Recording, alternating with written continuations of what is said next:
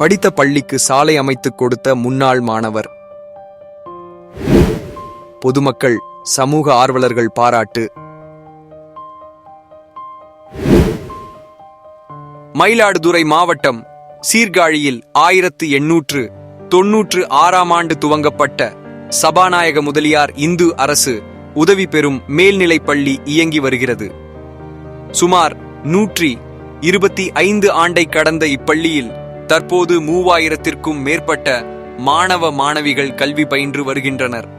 உலக நூலக தந்தை என போற்றப்படும் எஸ்.ஆர். அரங்கநாதன் இப்பள்ளியில்தான் தனது பள்ளி கல்வியை பயின்றார்.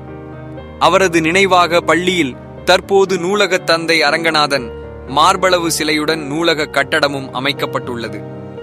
இந்நிலையில் இப்பள்ளியில் பயின்ற சீர்காழி பகுதியை சேர்ந்தவரும் தமிழ் சங்க தலைவருமான முன்னாள் மாணவர் மார்கோனி இப்பள்ளியின் மாணவ மாணவிகள் பயன்படுத்தும் நுழைவு வாயில் முதல் பள்ளி கட்டடம் வரையிலான பாதை கரடு முரடாக இருப்பது குறித்து அறிந்து தனது சொந்த செலவில் ரூபாய் 1.5 லட்சம் மதிப்பில் தார் சாலையாக மாற்றித்தர முன்வந்தார்.